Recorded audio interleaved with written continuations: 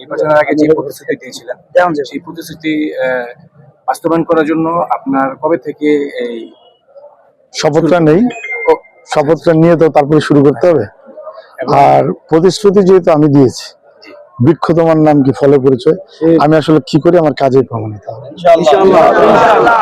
এবং আপনি আরেকটি কথা বলেছিলেন ২৫০০ আপনি টাকা রাখবেন না, এ বিষয়ে একটি কথা বলেছিলেন। আমি এটা বলেছি, আমি বলেছি তাদেরকে আমি কর্মসংস্থানের ব্যবস্থা করব পজিটিভলি। তারা ডাকাতি করে এখন দেখা গেল ধরেন আপনি তারা তো এই ডাকাতি যারা আছে এইখানে দুইটা এলাকা আছে, যে এলাকাগুলোতে আপনার ডাকাত প্রবণ এলাকা, ওইখানে তো এই এলাকার মানুষজন যারা আছে তাদের বাচ্চা কাচ্চারা অনেকে লেখাপড়া করে, তাই না?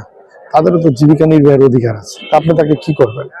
আমি যেটা বিগত সময় বলেছি, আপনি শুনেছেন হয়তো, আমি তাদেরকে প্রপারলি কর্মসংস্থানের একটা ব্যবস্থা করবো যেন তারা ডাকাতি ছেড়ে সৎভাবে পথ চলতে পারে। কারণ আমি ওই এলাকাগুলোতে যখন ক্যাম্পিং করতে গিয়েছি তখন তাদের পরিবারের সাথে আমি কথা বলেছি অনেকের সাথে, যে যদি আমি আপনাদের এই এলাকা নিয়ে একটা দুর্নাম আছে, আমি তো আসলে মেনশনের করে কে ডাকাতে আমি চিনিও না, এই এলাকার একটা দুর্নাম আছে, তো এই দুর্নাম থেকে যদি আপনাদেরকে আমি মুক্তি দিতে চাই, আমি যদি আপনাদের জন্য আমি নির্বাচিত কর্মসংস্থানের ব্যবস্থা করে আপনারা হেল্প করবেন না, এই ব্যাপারে আপনাদের চাই আমরা সবাই সহযোগিতা করবো।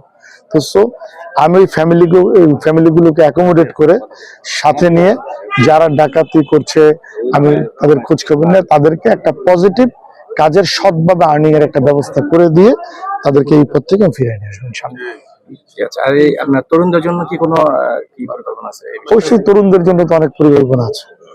তরুণদের আগামীর, আজকের তরুণী তো আগামীর ভবিষ্যৎ। তো সো তাদের জন্য আমার সোশ্যাল বিভিন্ন কার্যক্রম থেকে ধরে এবং তরুণদের জন্য যারা তরুণ বেকার আছে তাদের বেকারত্ব কিভাবে দূর করা যায়, কিভাবে তাদের কর্মসংস্থানের ব্যবস্থা করা যায়, এবং তাদেরও অনেক পরামর্শের ব্যাপার আছে। একটা সমাজ গড়ার ক্ষেত্রে তরুণদের অনেক ভূমিকা আছে, অনেক অবদান থাকবে। তাদের সাথে আমি পরামর্শ করে আগামী ২৫০০ করে তুলবো ইনশাআল্লাহ। তাদেরও সঠিক পরামর্শটা আমি নিব ইনশাআল্লাহ। ২৫০০ বাসীর প্রতি আপনার আগামীর কি বার্তা আছে? ২৫০০ বাসীর প্রতি আমার আগামীর বার্তা আমি কিন্তু বলেছি, আমি একটু আগে বলেছি, আমি মসজিদে কথা বলেছি, তখন কিন্তু আমি ২৫০০ বাসীর প্রতি বার্তাটা বলেছি অলরেডি। ধন্যবাদ।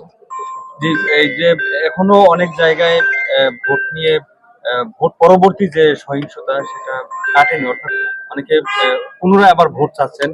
জামাত কালকে রাতে যে তারা সংবাদ সম্মেলন করে বলেছেন যে আমরা ১৫০টি আসন নিয়ে তারা আবার পুনরায় নির্বাচন দাবি তুলতেছে, কিছু বলবেন? আসলে তারা তো প্রপাগান্ডায় বিশ্বাসী। জামাতের ব্যাপারে আমি আসলে কিছু বলতে চাই না। আমি ২৫০০ দেখেছি অবস্থা, আপনারাও দেখেছেন। তারা ভোট মারার কথা বলেছে, তারাই তো ভোট মেরেছে। বাংলাদেশ জাতীয়তাবাদী দল ভোট মারে না, ভোট মারার প্র্যাকটিস জাতীয়তাবাদী দল করে না।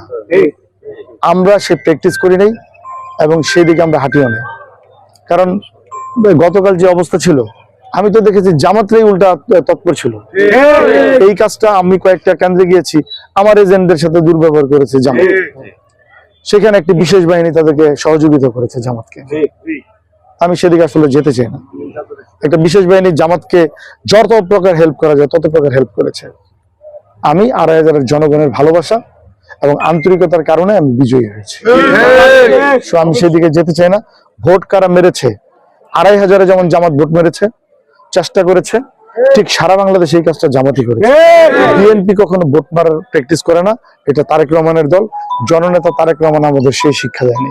আমরা সুশৃঙ্খল সততার রাজনীতি করি, আমরা বিশ্বাস করি, আমরা জননেতা তারেক রহমানের আদর্শে বিশ্বাসী, আমরা শহীদ প্রেসিডেন্ট জিয়াউর রহমানের আদর্শে বিশ্বাসী, দেশ নেত্রী বেগম খালেদা জিয়ার আদর্শে বিশ্বাসী। আমরা মনে করি honesty is the best policy. ধন্যবাদ। ঠিক আছে।